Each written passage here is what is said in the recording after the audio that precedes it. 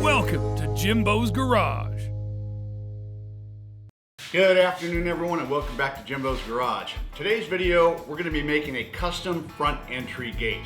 This is going to have a slight radius to the top, it's going to have a couple of small side panels on either side, and it's going to have some custom decor on the inside that I'm going to have to make because it's not available at my distributor kingmetals.com. I don't know, they must be still out offshore someplace, but I'm going to have to make these decor.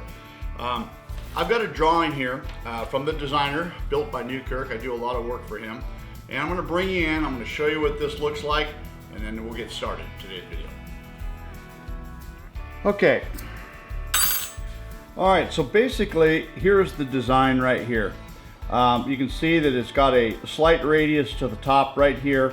We've got a couple small side panels on either side, and then we've got this circular decor on the inside of everything. We've got a lock box right here and a doorbell ringer box right here. Now that right there, I'm probably going to install after the fact, so it's just a little small box that gets drilled and installed into this side rail. But for the rest of it, what we're going to be using is 1.5 inch square tube, 0.63 wall thickness for the frame, and the inside, this is 1/2 inch square bar solid bar stock, and that's what we're going to be using for the inside right here.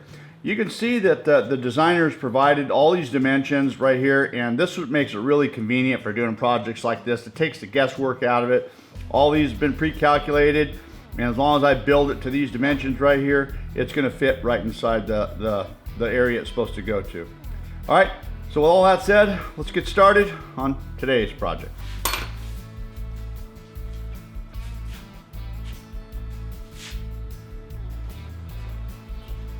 All right, so the first thing we're going to do is start by picking out the material. Now, you can see that I've got quite a selection of material here on the ground. This is actually for at least 3 or 4 different projects I have upcoming, all different sizes of stuff here. But what we're looking for here today is some 1.5 inch square tube.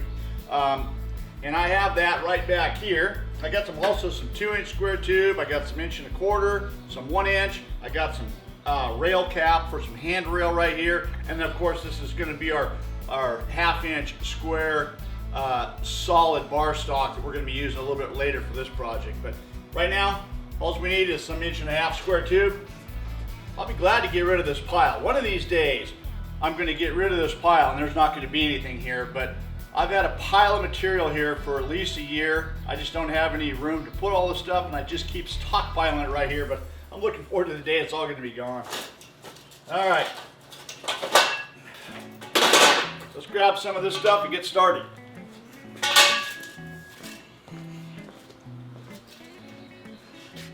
All right, so the first thing I want to do is build the gate. The gate is about 52 inches wide, and it's about 5.5 feet tall overall, top to bottom. We're going to build the gate. That's the hardest part. We'll get that built first, and then the side panels, even though I have dimensions for those, we'll be double checking those dimensions to be sure that we get those built to the right size. So the first thing I want to do is get the material cut for the gate. All right, so the first thing I got to do is set the old Evolution on the 45. I've got some cuts to make. You know, I recently did a video on a comparison with the Evolution and the Fine Slugger, and it might have been a little bit deceiving. It might have showed where the Evolution didn't cut all the way through on a 45, but that's not true. It actually hit the stop there, and you can see I have no problems at all cutting through. It's been a great saw for me here in the shop, accompanied with the Champion cutoff blade. Works really well. All right, I got everything all cut that I need for the gate section right here. Just over my welding table, I got my table dogs in, and I'm going to set these sections at a 90-degree angle. You might be able to see that this gate is about 5'6" or 5'8" tall. It's going to be, and that's hanging off the end of my table there. And you'll see here in a second the radius piece coming in right there. Now, the radius I have bent at my metal supply store. I don't have a roller here in the shop. And so I often have these guys at my metal supply store. They work well with me, and I haven't bent these radiuses. It works out pretty good. So the idea here is to clamp everything in and get everything nice and square and find the center. And then the idea is to create an angle that when you cut through the radius piece and the gate frame itself, the idea is that that technically is supposed to line up perfectly and you're supposed to have a nice joint. That's what I hope for, at least every time I do this, but for some reason it doesn't seem to work out that way, and you'll see here in just a minute. But I do the best I can, and theoretically that's what I think should happen, but I don't know, maybe my math isn't right, or maybe I'm not doing it right. I'm not really certain. Well, I've made my marks right there on both the radius piece and the gate frame, and now it's time to start cutting these things off. All right, so for you safety Sallies here, you might want to turn away. This is a big no-no in the metal industry. You can see that I don't have a guard on my cutoff wheel. This is a 6-inch cutoff wheel that I have set on my 4.5-inch grinder. I use it on occasion. I don't use it all the time, but on situations like this right here, where I need to cut all the way through on an angle, it works the best for me, rather than turning this piece around and trying to cut all 4 sides. I've been doing this for a long time. I've never had an issue with any blade coming apart or busting or disintegrating. So I've got a lot of confidence in this right here. I don't recommend you do it though. If you don't have experience doing this, the best thing is to use a guard. All right, with everything all cut, you can see that I'm piecing everything together, and there's what I'm talking about. I've got a huge gap, and I don't know what it is, because I had everything all figured out. At least I thought I did. And I just still ended up with a pretty sizable gap, especially on that left side right there. So nevertheless, I'm not too worried about it. I'm just going to go ahead and clamp everything down at the dimension I'm trying to hit exactly, and I'll figure out how to fill up that gap here in just a minute. You know, one thing about lock boxes here, and I've installed these several different ways. I've built the frame first and then cut the side rail off and installed the box, and that doesn't work too well because that actually has tension in the gate after you weld it together. When you cut that opening, it kind of springs, and I've never been able to get it straight, perfectly straight. This is the best way that I found works for me. Before you weld everything together, cut the opening. And I'm fortunate enough to have a welding table with table dogs to keep everything nice and flat. And once I've got my dimensions and everything hit exactly where it needs to be, then I just go ahead and start welding everything in.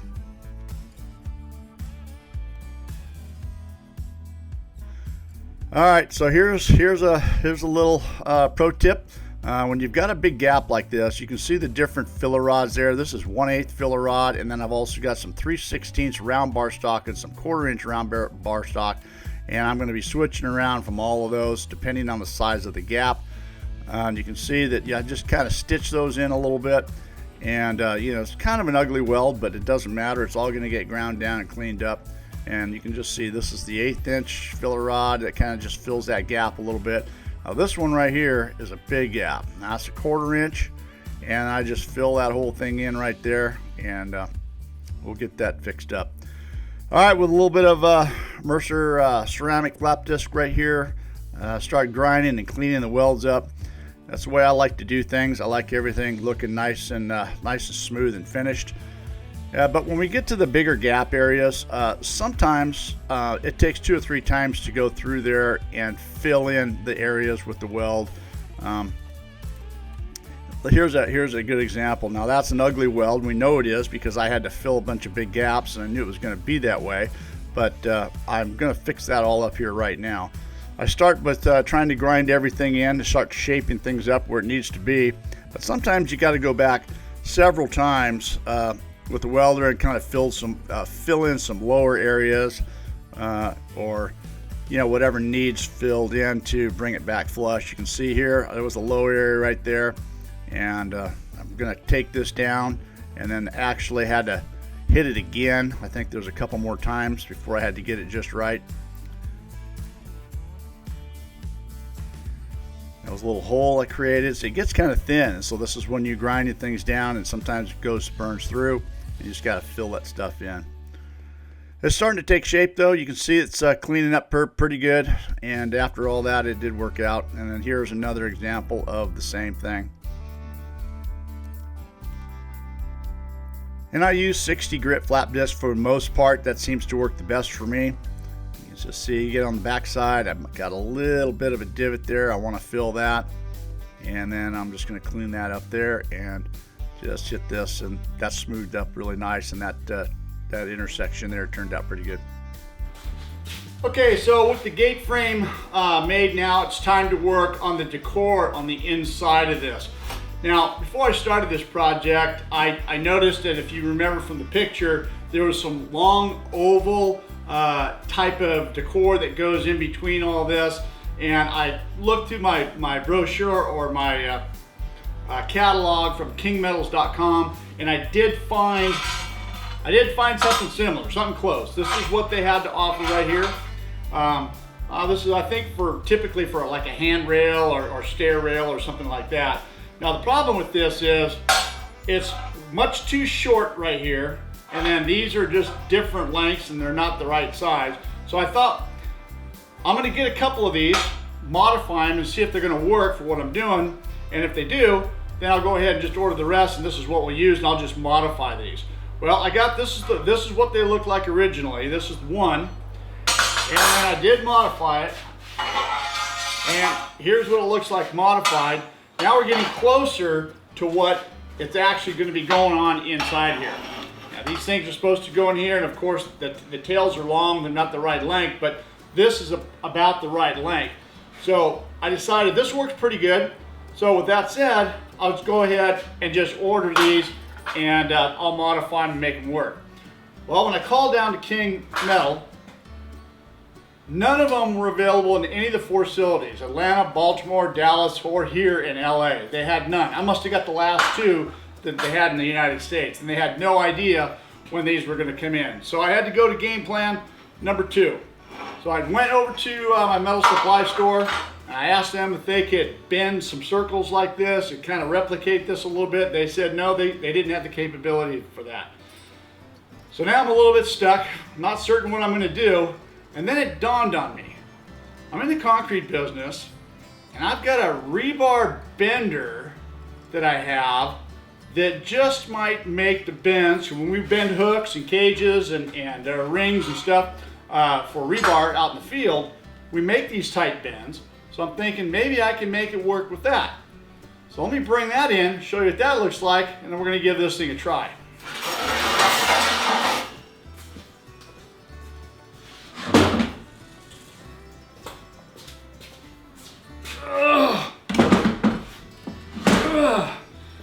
Alright, so this is it.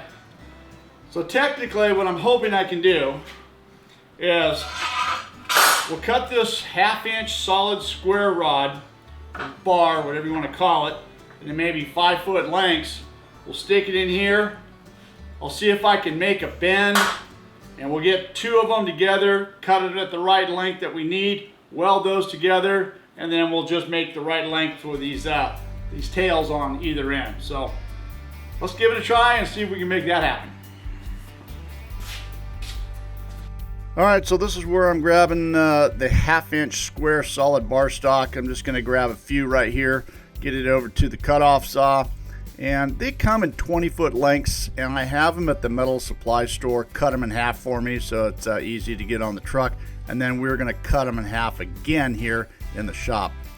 I'm only cutting 3 at a time right here. I just don't want to overload the saw too much, although it never really had a problem, but we're just going to try this out and see how it works.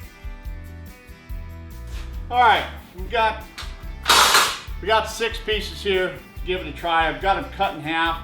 All right, so let's get this thing here set up.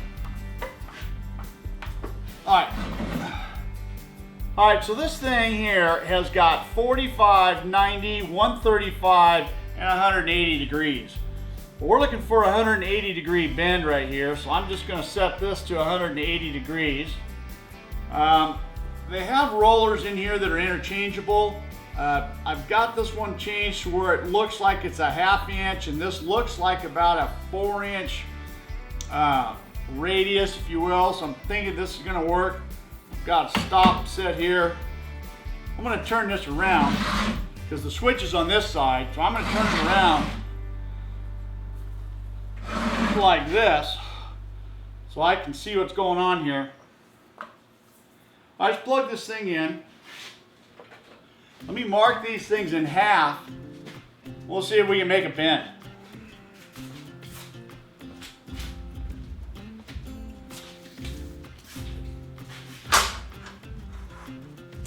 They don't have to be exactly in half. These things are about 5 feet. I'm gonna go right at about 30 inches. I'm just gonna put a mark roughly right here at about 30. Doesn't matter, because if these things do bend and they do make the bend and it works for us, I'll be cutting these things anyway, so.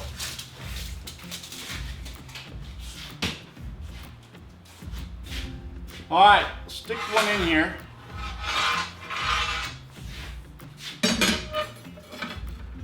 Now, I've used this thing a ton of times for making bends on rebar, so I'm pretty familiar with the way it works. It's been a while since I've done a 180-degree bend. Most of our bends are 90 degrees. It might get kind of sketchy on this end right here as this thing swings around. I don't know if it's going to swing too far. I might have to watch my hand here. All right, let's give this thing a try. Let's just see what happens.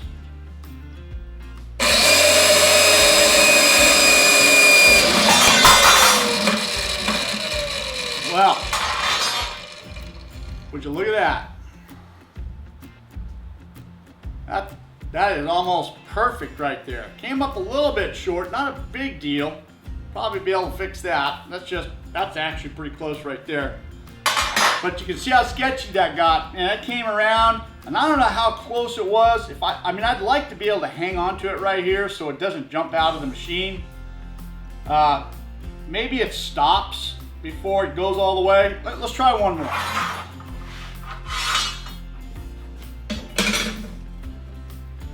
I want to hang on to this a little bit longer. Let's just see if it stops. I'd like to be able to hang on to this thing and keep it in the machine as it makes the bends. Try it one more time.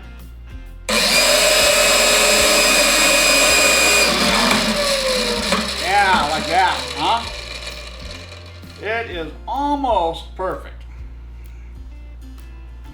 Well, that was easy. So the idea here then, I don't know if you can see this. Get this out of the way. All right, we got two of them put together. We got two of them bent now. So now what I gotta do is I gotta make these, I believe they're 42 inches long. So I'm gonna measure 42. I'm gonna mark them, and I'll cut them. We'll weld those together, and then I'll use the tails that I cut off for the ends on either side right here, and that should work for this right here. Well, I tell you what, I need a bunch of these, so while I got this thing going, I may as well go ahead and just bend up these four right here. Let me bring you in a little bit closer, we'll get a little bit different angle on how this works.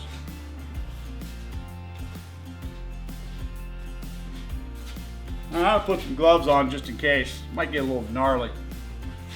All right. Got four more here. Stick them in there and see what happens. I'm gonna hang on to this.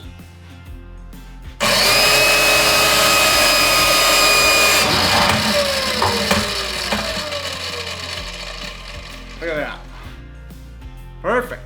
All right, let's do another one. After doing a couple of these, it was really kind of simple, and it was really coming together pretty good. Some of them got overbent just a little bit, but you know, for the most part, it didn't take too much to just open them up or close them up in order to make them, you know, a perfect bend.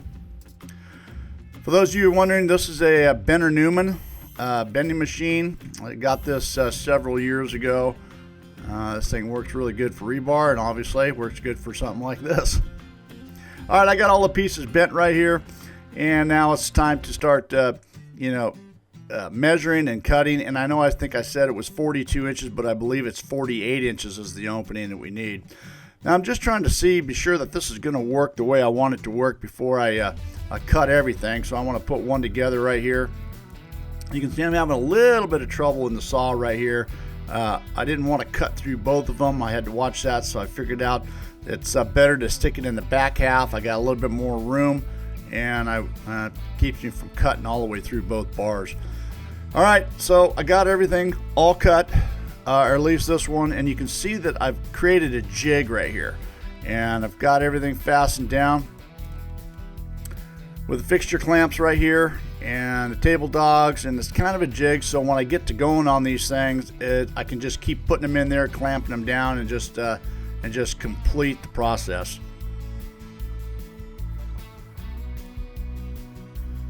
With everything clamped down like this, nothing moves around, everything stays nice and straight, and I can guarantee that I'll have every one of these pieces exactly the same.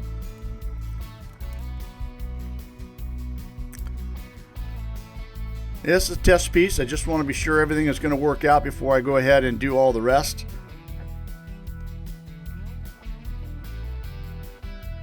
And there it is. I welded the one side and ground the welds down, and now I'm hitting the other side right here, and we're going to clean these up. There's a little bit of gap between. I kept a little bit of gap between there to be sure that we get some filler metal in between all that to help hold it together. And there it is. That worked out pretty good. Well, with that said, now I know it's going to work, so I've created a jig right here for the length that I need, and it's just fast. You're able to just put them right in there like this, and I'm able to mark every one. It went pretty quick. I have a couple side panels that go along with this gate, and so I don't know, I can't remember how many I need. I think I needed like 8 or 9 of these things, or 10, I can't really remember, but you know, just setting up jigs like this makes things a lot easier for you and a lot faster. It doesn't take too long to set something up. And then over to the saw and get them all cut. And once I get them all cut, then it's time to start assembling them.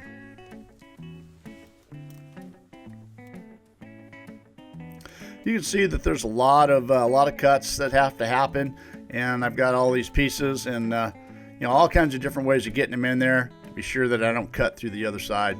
Different ways, different angles. All right, time for the assembly, and like I said, just clamp everything in the jig after everything is all cut. Clamp them all down. Be sure the distance between everything is just right.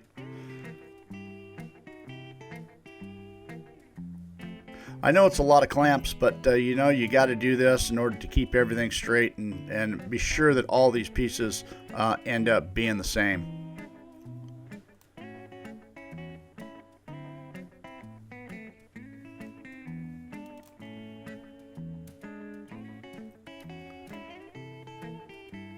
So I got a lot of these to do, so I just want to get through and get them all done so we can start the assembly. All right, with all the decor pieces all done, the interior decor pieces all done here, time to get these things lined up, get them in their place. I did have to do a little modification before I did this. I had to extend this box about 1 inch on either side. They brought over the hardware that's going in here, and it's got some elongated box on the outside, so I had to extend this. I did that off camera, but basically I just added a piece of 1.5 inch by 1 inch square tube to it and filled it in, just ground it down, just to extend the box there. All right, so the one thing about this, you know, using this 1/2 inch solid bar, and that's just, it's gonna make this gate really kind of heavy. So not only do we have this going on, but we also have solid bar straight pieces that are gonna be going in between all of this. And you know, that's gonna make for a pretty heavy gate. I like using square tube that would be like, you know, hollow tube rather than solid bar. It would have been a lot lighter, but I've never been able to make this bend right there with the tube. So that's why the designer went with a solid bar like this. All right, let's get these things lined up, get them spaced out correctly. I just gotta make a couple trims here at the top of this, and then we'll get these things welded in.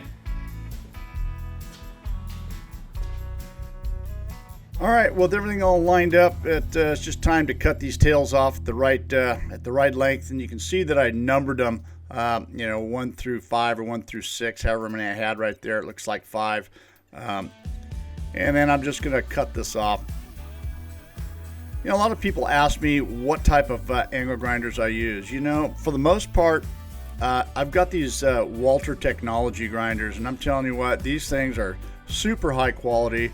They're not a sponsor of mine, but you know, they're pretty pricey, but man, they're really good quality. Now I have several of them. I've got several different kinds of them, but boy, these are the best.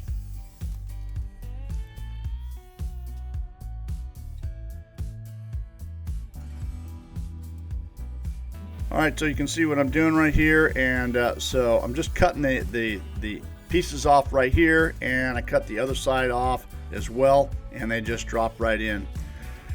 All right, I'm trying to get them all lined up here, and you can see I use these spacers. The idea of the wood spacers is to lift them up to get them in the center part of the frame. I have all different sizes. I keep my wood scraps. I have all different sizes of spacers. I use them all the time. Once everything's all centered up, and then I'm just going to go ahead and start welding them in place. Now I am going to weld these all the way around. I don't know that I'm going to show me doing all of that, but I definitely weld them all the way around. I didn't want to bore you guys with all of that, but I think you get the idea of how it happens. Everything is lined up. Everything is nice and square, and this gate's starting to take shape. It's starting to look kind of like the drawing that they had. All right, and so this is the intermediate pieces. This is the straight bars that go in between everything. This is per the design, and it's the same thing. Just space everything up and get the dimensions equally the same, and then weld those in between.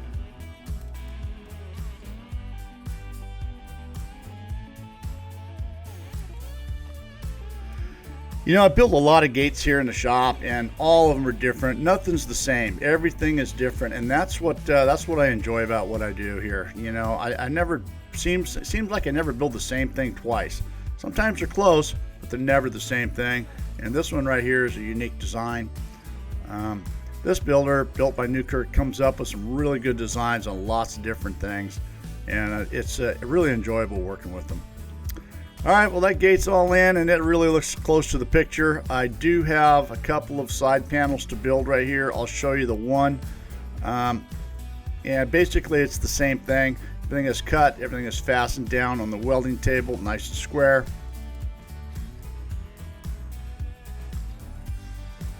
And it's the same process. Just once everything is clamped into place, and then just weld everything in. And once everything is welded in, just grind everything down and smooth up the edges and clean everything up. Now this is the bottom part of the panel. You see a tail there at the end. Probably about a foot of this is going to go in the ground.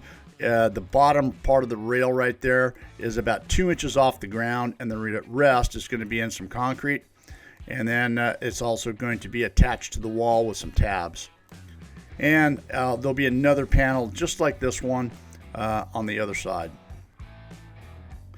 You know what? This was really enjoyable seeing this come together. This is really a fun project. I really take a lot of pride in doing this, and there's a lot of satisfaction that I get when I see the final product right here, and especially when it all comes together and gets installed. And just like that, that is what this panel looks like, and is what the other panel looks like as well. Just some final welds right here and to complete this project. All right, this gets done, gets off to the powder coaters, and then we're going to go and get this thing installed, and this is going to be a finished product. I hope you guys enjoyed watching this video. I hope it was educational for you. Thanks for watching. We'll see you guys next week. See you next time on Jimbo's Garage.